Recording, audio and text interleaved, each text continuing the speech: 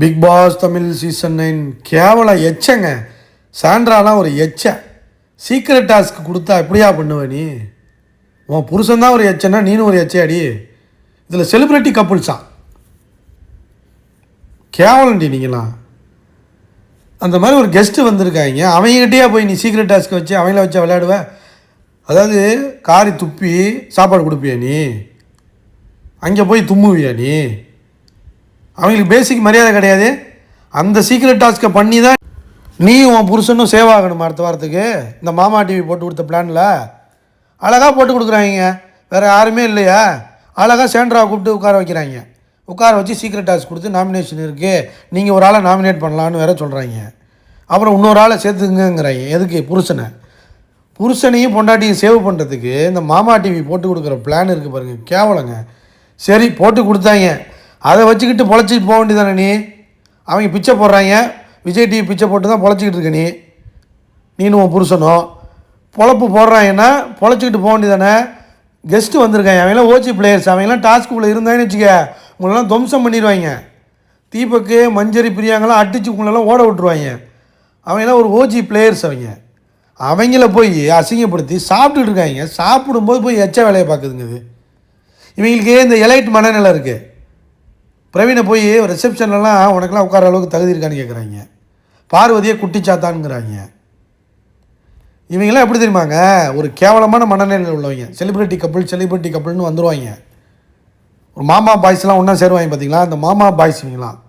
இந்த சிகரெட்டு தண்ணி பார்ட்டி மாதிரி இந்த மாதிரி கேங் இவங்களாம்.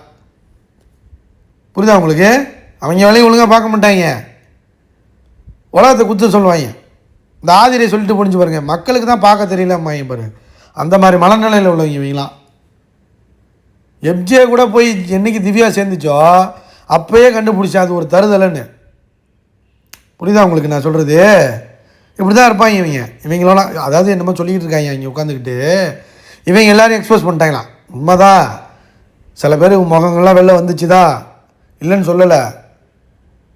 ஆனால் நீங்கள் முகத்தில் கிழிஞ்சு உட்காந்துருக்கீங்கடி. மக்கள் வச்சு கிழிச்சிக்கிட்டு இருக்காங்க. இங்கே பிஆர் டீமை போட்டுட்டு தாங்க 3 பேர் உள்ளே போயிருக்காங்க.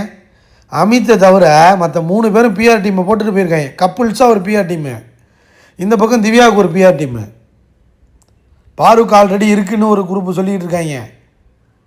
ஆனால் பாருவோட பிஆரோடலாம் இவங்க வச்சுருக்காங்க பாருங்க. பிஆர் டீம் 2 பேரும் அழகாக போட்டுட்டு போயிருக்காங்க. 2 பேரும் கப்புள்ஸ் ஒன்று போட்டிருக்கு, இந்த பக்கம் திவ்யா போட்டிருக்கான். எப்படி எது போட்டாலும் லைக் பண்ணுறாங்க. ஒரு கூட்டமே இருக்குது, ஜால்ராவாக போட்டுட்ருக்காங்க. ஜால்ரா திவ்யா பார்த்தியா, அப்படி பார்த்தியா, இப்படி பார்த்தியான்னு. அர்ச்சனா மாதிரி தன்னை உணர்ந்து கொண்டு நடந்து கொண்டிருக்கிறது. அப்படிலாம் உனக்கு டைட்டில்லாம் தூக்கி கொடுத்துருக்க மாட்டாங்கம்மா. ஒருத்தர் இல்லை, இது 3 பீஸ், 3மே தேராது. 3க்கும் வாய்ப்பு இல்லை ராஜா, வாய்ப்பு இல்லை ராஜா. அந்த மாதிரி நீ யோசிச்சுக்கிட்டு இருக்கியா நீ? அந்த மாதிரி ஒரு நினப்பு. இந்த வாட்டி விஜய் சேதுபதி வச்சு கிழிக்கணுங்க இவங்களோட பிஹேவியருக்கு. கத்துறாங்க. Decorum Divya, decorum discipline Divya, dignity Divya, துண்டுபிடி சிகரெட்டு எப்ஜேவோட திவ்யா. நீ எல்லாம் பேசுகிற இருக்கு உனக்கெல்லாம் சம்பவம் இருக்குது. அப்படியே அலேக்கா நாமினேஷனுக்குள்ளே வாங்க. உங்கள் ஓட்டெல்லாம் பார்த்துருவோம். உங்களுக்கு என்ன ஓட்டு இருக்குது, பிஆர் என்ன ஓட்டு போடுறான், உன்னை எப்படி ப்ரொஜெக்ட் பண்ணுறாங்க, எல்லாத்தையும் உன்னை தோல் உரிக்கிறோம். இவளுகளை விடக்கூடாது. அதுவும் மோக் பண்ணுறாங்க.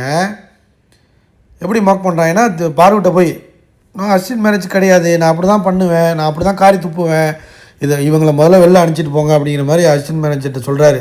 யார்? விக்ரம். இது அப்படியே ஏன்னா சீக்ரெட் டாஸ்க் கொடுத்தாச்சுல, அதான் மாமா டிவி வேலையை பாருன்னு விட்டாச்சா, போய் கெஸ்ட்டுக்கிட்ட பார்க்குறாங்க எச்சையை. இவங்களோட எச்ச மனநிலையை பார்த்துக்குங்க. டாஸ்க்குக்காக என்ன வேணாலும் பண்ணுவாங்க இவங்க. புரியுதா உங்களுக்கு? ஓவர் ஆட்டம் பார்க்குது. உன்னோட ஓவர் ஆக்டிங்கை வெளியில் போய் காட்டு அப்படிங்கிற மாதிரி கேவலமாக இருக்குது அப்படிங்கன்னு பாரு சொல்லுது. ரொம்ப கேவலமாக இருக்குது. ஆமாம், நான் அப்படி தான் பண்ணுவேன். அப்படியே இருக்கட்டும், நான் அசிஸ்டன்ட் மேனேஜர் கிடையாது அப்படிங்கிற மாதிரி திரும்ப ஒரு சக்காசம் பண்ணுது. இதுக்கு பல பேர் ஃபயர் விட்டுக்கிட்டு இருக்காங்க. அந்த டாஸ்க்குள்ளே கண்டஸ்டன்ட்ஸ்குள்ளே பண்ணியிருந்தா ஓகேடா, வெளியில் வந்த கெஸ்ட்டுக்கிட்டே ஏடா அதை பண்ணுவீங்க இந்த டாஸ்க்கை? காரி துப்பணுங்க அவங்கள. வெயிட் பண்ணி பார்ப்போம் மக்களே. லைக் பண்ணுங்கள், ஷேர் பண்ணுங்கள், கமெண்ட் பண்ணுங்கள்.